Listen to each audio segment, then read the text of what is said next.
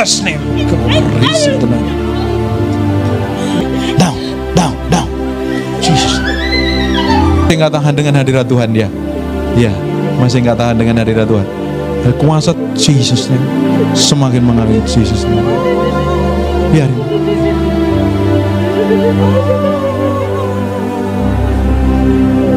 Hari ini kita akan belajar kebenaran firman Tuhan, dan kita harus belajar banyak dari kejadian ini supaya apa yang kita lakukan sampai garis akhir tetap didapatin berkenan di hadapan Tuhan. Banyak orang waktu awal-awal kenal Tuhan, waktu mengalami kelahiran baru, berkobar-kobar.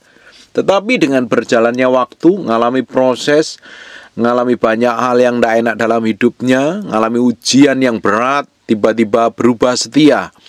Hatinya tidak lagi lurus kepada Tuhan, tapi mulai bertindak, bersikap, berkelakuan semaunya sendiri. Nah, kita mau sampai garis akhir hidup kita didapatin menjadi orang yang berkenan di hadapan Tuhan. Melakukan segala sesuatu tepat seperti yang Tuhan mau, melakukan segala sesuatu sampai garis akhir, finish well dan finish didapatin menjadi orang yang menyenangkan hati Tuhan. Karena dalam perjalanan hidup kita akan selalu dibawa dalam proses, ujian, tantangan kehidupan kita. Perjalanan kita bersama Tuhan tidak akan mulus, tapi kita akan menghadapi banyak tantangan. Justru dalam kita menghadapi tantangan, godaan, pencobaan, tekanan, himpitan, persoalan, itu akan membuat kita semakin powerful, akan membuat kita semakin kuat, akan membuat kita semakin kokoh, semakin ngerti kenapa kita mengalami seperti itu, dan Tuhan akan membawa kita dan memberikan pengalaman-pengalaman yang lebih powerful lagi. Sekarang kita akan lihat di 2 Tawarik pasal yang ke-28, mulai ayat yang pertama. Ahaz berumur 20 tahun pada waktu ia menjadi raja, dan 16 tahun lamanya ia memerintah di Yerusalem. Ia tidak melakukan apa yang benar di mata Tuhan seperti Daud bapa leluhurnya. Ahaz ini menjadi raja waktu dia menjadi masih muda sekali, dan ternyata dia tidak melakukan apa yang benar di hadapan Tuhan. Dia melakukan apa yang jahat di hadapan Tuhan. Bapak Ibu, hari ini apapun yang kita putuskan, apapun yang kita kerjakan, apapun yang kita lakukan harus sesuai dengan firman Tuhan. Patokannya adalah firman Tuhan, dasarnya adalah firman Tuhan. Kalau Bapak Ibu waktu mendengar firman yang saya sampaikan ini, dan engkau melakukan apa yang jahat di mata Tuhan, engkau tidak berlaku setia, engkau tidak hidup takut akan Tuhan, engkau kompromi dengan dosa, engkau melakukan banyak kejahatan dalam hatimu, engkau menyimpan banyak hal yang busuk di dalam hidupmu. Dengerin baik-baik, ini waktunya bertobat dan berubah loh. Kalau Bapak Ibu tetap melakukan hal yang jahat, kalau Bapak Ibu tetap melakukan hal yang busuk, tetap melakukan hal yang tidak berkenan di hadapan Tuhan, ujung dari kehidupan Bapak Ibu akan ketemu trouble, akan ketemu masalah, akan menghadapi banyak hal yang ruwet dalam hidupmu. Hari ini waktunya kita benar-benar memberi diri, memberi hati, berubah sungguh-sungguh, hidup takut akan Tuhan, hidup mendedikasikan hati ini sepenuhnya di hadapan Tuhan. Semakin hari kita semakin didapatin menjadi orang yang berkenan di hadapan Tuhan. Jangan meniru apa yang dilakukan oleh si Ahaz ini. Waktu muda dipercaya menjadi raja, dan akhirnya tidak hidup benar di hadapan Tuhan. Tapi di ayat yang keduanya, ia hidup menurut kelakuan raja-raja Israel. Bahkan ia membuat patung tuangan untuk para Baal. Kompromi dengan dosa. Dia melakukan kejahatan di mata Tuhan, dan dalam sikapnya, dalam tindakannya, dalam praktek hidupnya, kompromi dengan dosa. Di ayat yang ketiga, ia membakar juga korban di Lebak Ben Hinnom, dan membakar anak-anaknya sebagai korban dalam api. Sesuai dengan perbuatan keji bangsa-bangsa yang telah dihalau Tuhan di hadapan orang Israel. Bapak Ibu bisa bayangkan, ini pemimpinnya jahatnya bukan main. Ia mempersembahkan dan membakar korban bukit-bukit pengorbanan, dan di atas tempat-tempat yang tinggi, di bawah setiap pohon yang rimbun. Sebab itu Tuhan Allahnya menyerahkannya ke dalam tangan raja orang Aram. Mereka mengalahkan dia dan menawan banyak orang daripadanya, dan diangkut ke Damsyik. Kemudian ia diserahkan pula ke dalam tangan raja Israel dan mengambil kekalahan yang besar. yang seringkali membuat kita kalah, yang membuat hidup kita babak belur, karena kita nggak jalan sesuai dengan kehendak Tuhan. Justru kita berada di posisi yang melawan Tuhan. Kita tidak setia kepada Tuhan, tapi justru melakukan hal yang tidak berkenan di hadapan Tuhan. Itu yang akan membuat kita mengalami banyak kekalahan, banyak mengalami kegagalan, banyak mengalami kekacauan. Karena Bapak Ibu bisa pelajarin, ketika bangsa Israel ini hatinya tidak takut akan Tuhan, rajanya tidak takut akan Tuhan, dan dia diserahkan oleh Tuhan kepada lawan mereka loh. Ternyata dosa itu membuat kita ini bermusuhan dengan Tuhan.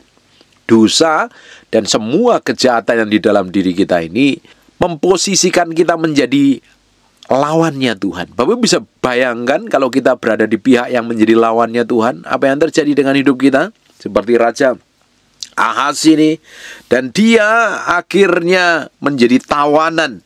Dia mengalami kekalahan yang besar. Pastilah, kalau mengalami kekalahan yang besar, ya pasti banyak mengalami kerugian. Bapak Ibu bisa coba koreksi masing-masing. Semua hal yang Bapak Ibu putuskan, semua sikap dan tindakanmu yang melawan firman, ujungnya engkau akan babak belur. Semua sikap, tindakan, dan perbuatanmu yang melawan firman, ujungnya akan mengalami kerugian besar dalam hidupmu. Sekarang belajar loh, apapun itu namanya, tindakan apapun dan itu yang tidak berkenan di hadapan Tuhan, kita harus bertobat, kita harus berubah, kita harus balik sama Tuhan, kita harus menyerahkan hati kita sepenuhnya di hadapan Tuhan, dan mulai ambil keputusan. Kita mau melangkah di tahun-tahun yang akan datang dengan hidup takut akan Tuhan, dengan hidup benar di hadapan Tuhan, mendedikasikan hati, pikiran, perasaan kita sepenuhnya di hadapan Tuhan. Kita belajar melihat semua kegagalan, semua kekacauan sepanjang tahun-tahun yang kemarin, semua kebodohan, semua tindakan konyol kita yang tidak berkenan di hadapan Tuhan. Kita mau melangkah ke depan, kita belajar dari kesalahan itu, kita belajar dari semua hal yang tidak berkenan di hadapan Tuhan yang kita pernah perbuat, untuk kita semakin hari semakin hidup berkenan di hadapan Tuhan. Sampai garis akhir kita, semakin hari semakin didapatin berkenan di hadapan Tuhan. Kalau engkau tetap melakukan hal yang salah tetap kamu lakukan, ujungnya engkau akan berurusan sendiri dengan Tuhan. Hari ini kalau ada orang yang sedang melakukan dosa apapun namanya, kalau engkau tidak bertobat, kamu akan berurusan dengan Tuhan. Lebih ruwet urusannya nanti. Waktu masih ada kesempatan untuk bertobat, cari Tuhan, kejar Tuhan.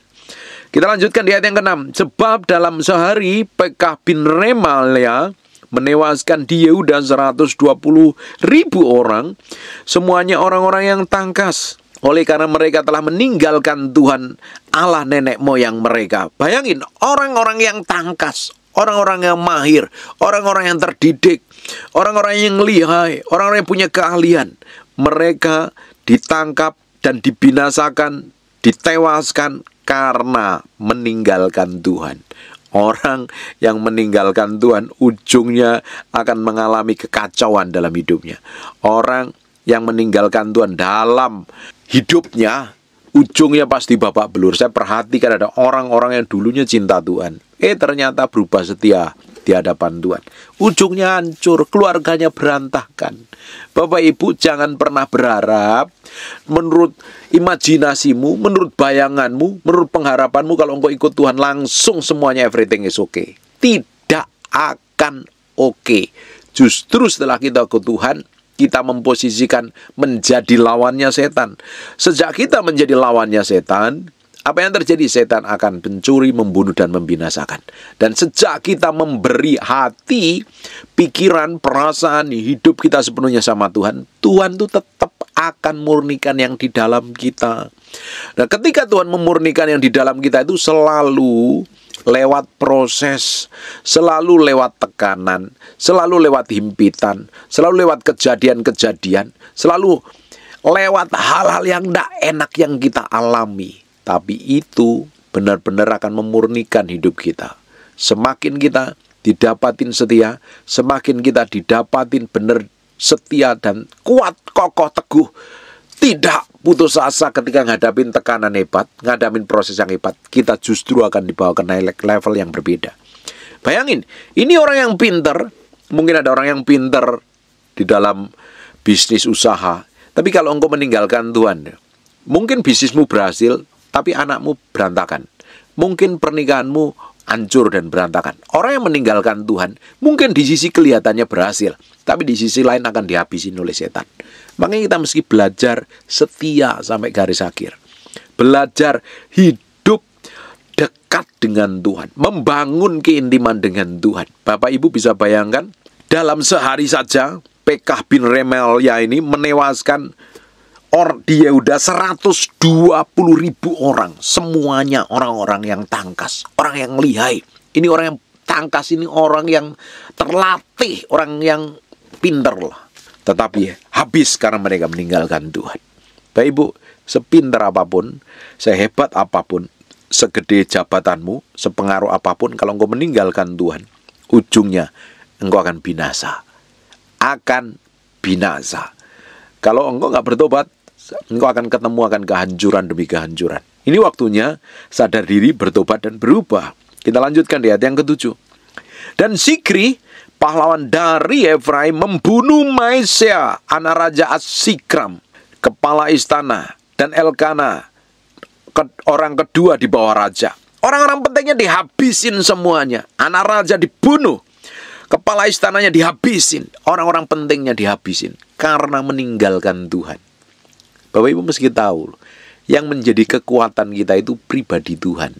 Sebab di luar Tuhan kita tidak bisa berbuat apa-apa. Kita perlu Tuhan, kita butuh Tuhan dalam segala hal. Jangan mentang-mentang hari ini masih mampu, masih kuat, masih sehat, masih bisa bertindak karena memiliki hikmat pengertian, dan kau meninggalkan Tuhan mungkin karena sudah merasa mampu dan bisa. Ujungnya engkau akan habis, pasti akan habis. Jangan pernah mengandalkan kekuatanmu sendiri. Ujungnya engkau akan berurusan dengan hal yang lebih ruwet lagi. Posisikan kita ini berjalan sama Tuhan. Posisikan Tuhan sebagai panglima perang kita. Posisikan diri kita ini sebagai orang yang ngintil sama Tuhan. Ngikutin kehendak Tuhan, jalan ngikutin maunya Tuhan. Maka pelan-pelan hidup kita akan dibawa berjalan dalam pusat kehendaknya. Semakin hari berjalan dalam kemenangan, semakin hari hidup kita akan diubahkan, semakin hari kita akan semakin menjadi serupa, segambar dengan Tuhan. Kita lanjutkan lagi di ayat yang ke-8. Orang Israel menawan dari saudara-saudaranya, ini ditawan ini, 200.000 orang, yakni perempuan-perempuan, serta anak-anak laki-laki, anak laki dan anak-anak perempuan. Mereka merampas juga banyak harta milik daripada orang-orang itu dan membawa rampasan itu ke Samaria. Bapak Ibu, setan sampai hari ini dia akan mencuri, membunuh dan membinasakan. Yang bisa dicuri, yang bisa dibunuh, yang bisa dibinasakan adalah orang-orang yang di luar proteksi dan penjagaan Tuhan. Bapak Ibu nanti pelajari tentang kisahnya Ayub. Ketika Ayub dipagarin oleh Tuhan, setan atau iblis pun tidak bisa menyentuh dia. Tapi ketika pagar itu diambil, proteksi, perlindungan yang dari Tuhan itu diambil, apa yang terjadi? Akhirnya semuanya habis binasa. Kecuali Ayub dan istrinya. Anak-anaknya mati, harta benarnya ludes semuanya. Makanya Bapak Ibu, kalau kita di luar proteksi Tuhan, artinya engkau memilih melakukan dosa, karena dosa memutuskan hubungan kita dengan Tuhan, dosa dalam bentuk apapun, termasuk kenajisan, keinginan daging, dan hawa nafsu, itu akan nyeret kita melakukan banyak hal yang jahat di hadapan Tuhan. Ketika kita melakukan banyak yang jahat di hadapan Tuhan, banyak hal yang harusnya menjadi bagianmu tidak akan sampai kepadamu. Justru yang menjadi milikmu akan dihabisin oleh setan. Karena kerjaannya, setan adalah mencuri, membunuh, dan membinasakan. Seperti apa yang dialami di ayat yang ke-8 ini, orang Israel menawan dari saudara-saudaranya 200.000 orang, anak perempuannya diambil, anak lakinya diambil, perempuan-perempuannya diambil, dirampas harta miliknya, habis semuanya. Karena tanpa perlindungan Tuhan, sebenarnya kita maju ke medan perang dengan tidak pakai apa-apa. Telanjang dada. Tidak pakai senjata, tidak pakai perlindungan. Justru kamu jalan santai, maju ke medan perang, menyerahkan nyawamu. Sama seperti Bapak Ibu ketika hidup di dalam dosa, hidup jahat di mata Tuhan, dalam sikap, tindakan, dan perbuatanmu, kamu sebenarnya menyerahkan dirimu percuma kepada setan. Tidak heran dia akan bikin hidupmu jadi bulan-bulanannya. Diperbudak, dihancurkan, semua yang menjadi bagianmu diambil, kesehatanmu diambil, anak-anakmu diambil, pernikahanmu diambil, harta bendamu diambil. Hari ini orang yang sedang melakukan dosa tahu dia tidak benar di hadapan Tuhan. Waktunya bertobat, waktunya sadar diri. Bagi orang yang sakit hati dan kepahitan, engkau harus mengampuni. Sebab kepahitan, sakit hati, benci, kecewa, tidak bisa melepaskan pengampunan. Kamu hidup di dalam dosa. Alkitab katakan, barang siapa membenci sesamanya, dia adalah seorang pembunuh manusia. Dan itu tidak berkenan di hadapan Tuhan. Itu jahat di mata Tuhan. Dan orang yang membenci sesamanya, tidak ada kasih di dalamnya. Seorang pembunuh tidak akan mendapat bagian dalam kerajaan Allah. Hari ini beresin. Apapun yang menjadi ganjalan di dalam hatimu, datang sama Tuhan. Ceritakan sama Tuhan. Izinkan Tuhan mengkoreksi hatimu. Jangan sampai tahun-tahun ke depan jatah yang besar itu tidak sampai kepadamu. Harta yang harusnya menjadi milikmu dirampas balik oleh setan. Waktunya kita jalan sama Tuhan. Nanti engkau hidup hanya isinya menderita terus-terusan, diperbudak oleh setan. Waktunya bertobat, sadar diri, kejar Tuhan, cintai Tuhan, hormatin Tuhan lebih dari apapun, kasihin Tuhan lebih dari apapun. Jalan terus sama Tuhan. Engkau akan menikmati anugerah dan kemurahan Tuhan dalam keajaiban dan kedahsyatannya. Dia Allah yang setia, Dia Allah yang baik, Dia Allah yang tidak pernah berubah, dahulu, kekal, sampai selama-lamanya. Bapak Ibu, hari ini coba koreksi sendiri. Apa yang hari ini sudah dirampas setan dalam hidupmu? Coba koreksi. Kenapa kok setan bisa sentuh kamu? Kenapa bisa setan bisa rampas yang menjadi bagianmu? Jangan-jangan ada dosa, ada pelanggaran. Waktunya bertobat, waktunya sadar diri. Hidup hanya sekali dan kita mau pakai untuk nyenengin hati Tuhan. Amin. Di ayat yang ke-9, tetapi di sana ada seorang nabi Tuhan yang bernama Oded. Ia pergi menemui tentara yang pulang ke Samaria dan berkata kepada mereka, lihatlah, karena kehangatan murkanya kepada Yehuda, Tuhan Allah nenek moyangmu menyerahkan mereka ke dalam tanganmu. Dan kamu telah mengadakan pembunuhan di antara mereka dengan kegeraman yang sampai ke langit. Dan sekarang kamu bermaksud menaklukkan orang Yehuda dan Yerusalem menjadi hamba-Mu laki-laki dan perempuan. Tidak adakah pada kamu sendiri kesalahan yang besar terhadap Tuhan Allah-Mu? Maka sekarang dengarkanlah kataku ini. Kembalikanlah orang-orang yang kamu tawan dari saudara-saudaramu itu, karena murka Allah akan menyala-nyala terhadap kamu. Lalu bangkitlah beberapa pemimpin Bani Efraim, yakni Asaria bin Yohanan, Berekia bin Masilemot, Yehiskia bin Salum, dan Amasa bin Hadlai menghadapi orang-orang yang pulang dari perang dan berkata kepada mereka, jangan bawa tawanan-tawanan itu kemari, sebab maksudmu untuk menjadikan kita bersalah terhadap Tuhan dan menambah dosa dan kesalahan kita. Sudah cukup besar kesalahan kita, dan murkanya menyala-nyala telah menimpa Israel. Bapak Ibu, dosa itu membuat kita benar-benar berada di pihaknya Tuhan. Kalau tetap dilakukan terus, dosa tadi akan menerima upahnya. Sebab upah dosa adalah maut. Solusi dari dosa adalah pertobatan. Bapak Ibu, kalau hari ini tetap melakukan dosa dan belum terima hukuman dari Tuhan, belum terima murka yang dari Tuhan, artinya Tuhan masih beri kesempatan kepada Bapak Ibu untuk bertobat, untuk sadar diri, untuk berubah. Jangan tunggu murka Tuhan datang dalam hidupmu, nanti lebih ruwet urusannya, lebih kacau, lebih babak belur. Murka Tuhan akan turun sampai cawan dosa yang kita lakukan itu penuh. Nanti cawan murkanya akan turun dalam hidup kita. Makanya sampai hari ini kalau Bapak Ibu melakukan dosa, kok Tuhan biarin saja kok. Aku udah bikin berzina, aku udah selingkuh, rasanya kok baik-baik saja. Ada aku bikin kesalahan, aku bohong, menipu dan lain sebagainya, bisnisku tetap lancar. Sebenarnya Tuhan masih berikan kesempatan kita untuk bertobat. Kalau nanti waktunya sudah selesai, cawan murka itu penuh, Bapak Ibu akan ketemu dengan murkanya Tuhan. Waktunya bertobat dan berubah. Jangan sampai kita ketemu dengan murkanya Tuhan yang menyala-nyala. Akan habis babak belur.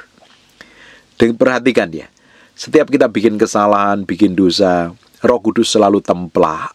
Roh Kudus bicara mungkin lewat khotbah, lewat pengajaran, lewat pasangan hidupmu, negur, nasihatin, lewat gembalamu atau lewat siapapun.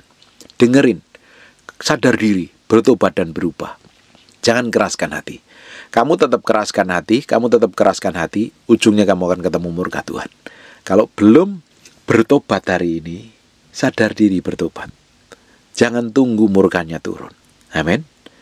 Kita akan lihat di ayat 14. Lalu orang-orang yang bersenjata itu meninggalkan tawanan dan barang-barang rampasannya di muka para pemimpin dan seluruh jemaah, dan orang-orang yang ditunjuk dengan sebut namanya bangkit. Lalu menjemput para tawanan itu. Semua orang yang telanjang mereka berikan pakaian dan rampasan itu. Orang itu diberi pakaian, kasut, makanan dan minum. Mereka diurapi dengan minyak, dan semua yang terlalu payah untuk berjalan diangkut dengan keledai dan dibawa ke Yeriko, kota pohon kurma, dekat saudara-saudara mereka. Sudah itu orang Israel itu pergi ke Samaria. Pada waktu itu Raja Ahas menyuruh utusan kepada Raja negeri Asyur untuk memohon bantuan, karena orang Edom datang pula dan mengalahkan Yehuda serta mengangkut tawanan. Kita lompat Bapak Ibu, kita akan lihat di ayat yang ke-21. Walaupun Ahas merampas barang-barang dari rumah Tuhan, dari rumah raja dan dari rumah para pemimpin, dan menyerahkan semua itu kepada Raja negeri Asyur, namun perbuatan itu tidak menguntungkan dia. Perhatikan ayat yang kedua. Dalam keadaan terdesak itu, Raja Ahas ini malah semakin berubah setia terhadap Tuhan. Dalam keadaan terdesak, bukan cari Tuhan, malah berubah setia. Dan apa yang terjadi? Ia mempersembahkan korban kepada para allah orang Damsyik, kepada orang asing yang dikasih persembahan, yang telah mengalahkan dia. Pikirnya yang membantu raja-raja orang Arem adalah para allah mereka. Kepada mereka lah aku akan mempersembahkan korban supaya mereka membantu aku juga. Tapi allah-allah itulah yang menjawab sebab keruntuhan bagi dia dan bersama-sama dengan dia. Perhatikan Bapak Ibu, ketika ngalami terdesak, bukan cari Tuhan, tapi berubah setia. Berapa banyak di antara kita ketika ngalami terdesak, bukan cari Tuhan, tapi cari pertolongan manusia. Kalau itu bukan daripada Tuhan, nanti masalahmu akan berlipat-lipat. Masalahnya bukan selesai, tapi malah ruwet. Harusnya ketika kita ngalami keadaan yang terdesak, harusnya yang kita cari pertama kali Tuhan. Seperti Daud ketika mengalami keadaan terdesak, ketika di Siglak, semua harta benda, istri, anak-anak, dan orang-orang tuanya dijarah oleh orang Amalek. Dia tanya Tuhan dahulu, apa yang harus aku perbuat? Bolehkah aku mengejar? Itu yang dilakukan oleh Daud. Tapi banyak orang hari ini ketika keadaan terdesak, dia coba menolong Tuhan pakai caranya. Bapak Ibu, kalau kita pakai cara kita, ujungnya kita akan ketemu masalah. Yang kita perlu cari tahu adalah maunya Tuhan apa, kehendak Tuhan apa yang harus kita perbuat, apa yang harus kita lakukan. Jangan sampai dalam keadaan terdesak kita malah berubah setia, cari Allah lain, mungkin dengan begini, mungkin dengan begitu. Beberapa hari yang lalu saya ngonselingin orang, benar-benar dulunya dia orang yang kenal Tuhan, terus gara-gara suaminya kenal Tuhan, mungkin dalam beberapa bulan dengerin khotbah saya, sudah sampai putus asa, dia pingin balik ke Tuhan yang lama, bahkan dia pingin menyembah setan. Saya pikir ini orang perlu dibimbing. Akhirnya saya suruh beberapa orang di kota tersebut, karena ini kejadiannya di luar kota, untuk membimbing. Bapak Ibu, banyak orang tidak tahan loh dalam kondisi terdesak. Justru dalam kondisi terdesak, momen terbaik kita menyerahkan hati kita di hadapan Tuhan, mendedikasikan hati kita di hadapan Tuhan. Karena momen seperti itu adalah momen di mana Tuhan akan tunjukkan kuasanya. Tapi banyak orang nggak tahan. Justru malah cari Allah asing, cari pertolongan dari Allah asing. Masalahnya tidak selesai, masalahnya tambah ruwet. Di ayat 24, Ahas mengumpulkan perkakas-perkakas rumah Allah dan menghancurkannya. Lebih konyol lagi, ia menutup pintu rumah Tuhan, lalu membuat mezbah-mezbah bagi dirinya di segenap penjuru Yerusalem. Berapa banyak di antara kita yang ketika ngalami masalah Tuhan nggak tolong, malah kepahitan, nggak Tuhan-Tuhanan, nggak gereja-gerejaan, nggak pendeta-pendetaan, nggak khotbah-khotbahan, nggak pelayanan-pelayanan. Berapa banyak orang mengalami seperti itu ketika mengalami hal yang tidak enak dalam hatinya. Kamu seperti Ahas. Kalau sikapmu seperti itu, bukan masalahmu selesai, tambah ruwet nanti.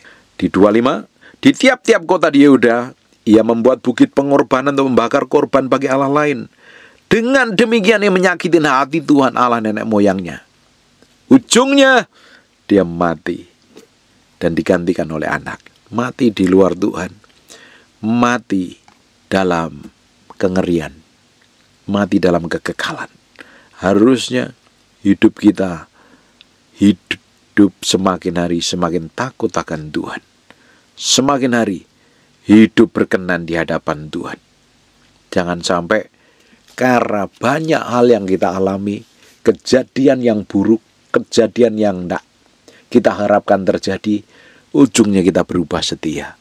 Dalam keadaan terdesak, jangan pernah berubah setia.